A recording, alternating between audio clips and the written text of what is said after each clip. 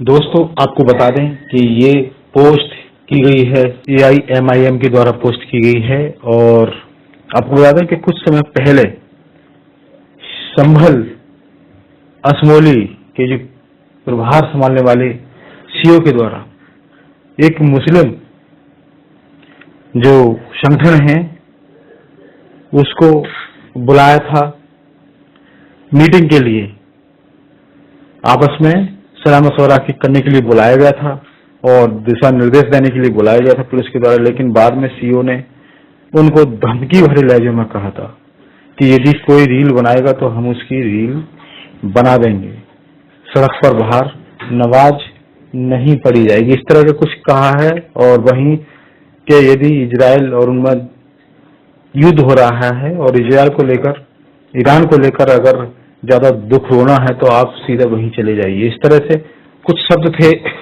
जो संभल के सीओ हैं उनके कुछ इस तरह शब्द थे। तो इस तरह वो काफी बवाल मचा हुआ है, राजनीति तेज हो गई है। अब सीधा असुद्दीन ओवैसी के द्वारा भी उन पर हमला बोला गया है और डायरेक्ट उन्होंने कहा है कि हम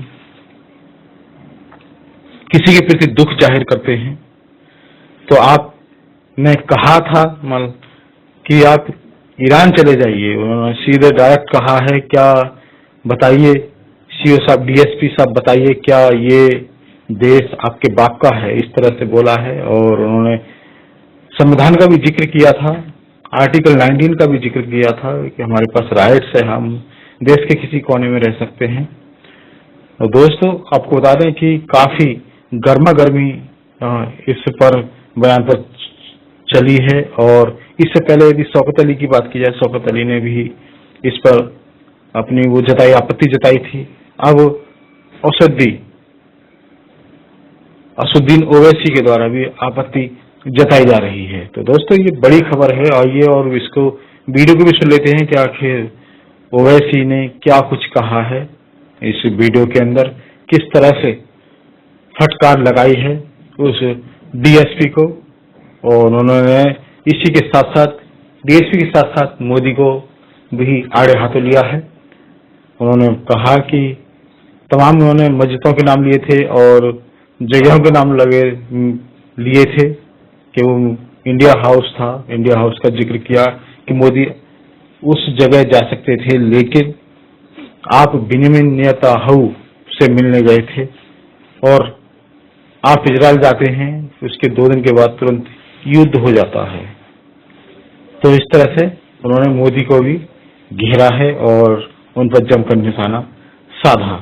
तो दोस्तों, ये बड़ी खबर है। यदि चैनल को आपने सब्सक्राइब नहीं किया है तो जरूर सब्सक्राइब करें, लेकिन उससे पहले देखिए ये वीडियो, आखिर क्या कहा है ओवैसी साहब ने इस वीडियो में। कल एक वीडियो मैं भी देखा, एक डीएसपी साहब हैं, मुसलमानों को बिठाते हैं, मुसलमानों को बिठाकर बोलते हैं क्या जरूरत है तुम लोगों को, ईरान पे तुम लोग क्यों एहतजाज कर रहे, ईरान इजराइल अमेरिका की जंग हो रही, तुमको क्या करना है, तुम एहतजाज करेंगे तो हम तुमको सजा दे देंगे, तुम लोग रोड पे क्यों आके नमाज पढ़ते, बर्दाश्त नहीं किया जाएगा, जेल को भिजाया जाएगा, और अगर तुमको ज्यादा तकलीफ हो रही तो इंडिया से ईरान चले जाओ।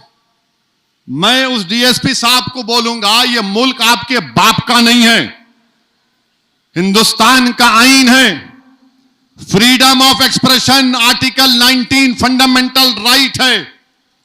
और सुनो डीएसपी, तुम बेंजामिन नेतन्याहू की जबान में बात कर रहे हो, अगर कल कोई इजराइल की ताईद में एहतजाज निकाला जाएगा तो तुम तो जय जय के नारे लगाओगे ना। मैं आईन का हवाला दे रहा हूं, आईन में शेड्यूल 7 है। शेड्यूल 7 क्या बोलता कि पार्लियामेंट को यह हक हासिल है कि वो फॉरेन पॉलिसी बनाए नेशनल सिक्योरिटी और डिफेंस के ऊपर। पार्लियामेंट क्यों है फिर? और हमारा अख्तियार है। अगर हम मोदी से पूछ रहे हैं कि तुम नेतन्याहू से मिलने क्यों गए ईरान पर 2 दिन हमला होने से पहले, आपके पेट में दर्द क्यों हो रहा है? मोदी क्यों गए थे? क्योंकि नेतन्याहू जो जहन्नम का कुत्ता है, जिसने 70,000 फलस्तीनियों का जेनोसाइड किया, वो पूरी बैनुल अक़वामी सतह पर आइसोलेट हो चुका था। तो मोदी उसके लिए गए थे। और आपको मालूम, बैतुल मुक़द्दस मस्जिद अक़सा के करीब एक इंडिया हाउस है। 125 साल से वेस्टर्न यूपी का एक अंसारी परिवार उसका ख्याल रखता है। और उसकी खासियत यह है कि उसमें बोला जाता है कि बाबा फरीद गंजे शकर रहमतुल्लाह अलैह वहां पर आकर अपना 40 दिन का चिल्ला किए थे। मोदी जी आप वहां चले जाते इंडिया हाउस में, मगर मोदी जी ने क्या किया, इजराइल के एक्टरों से मुलाकात की।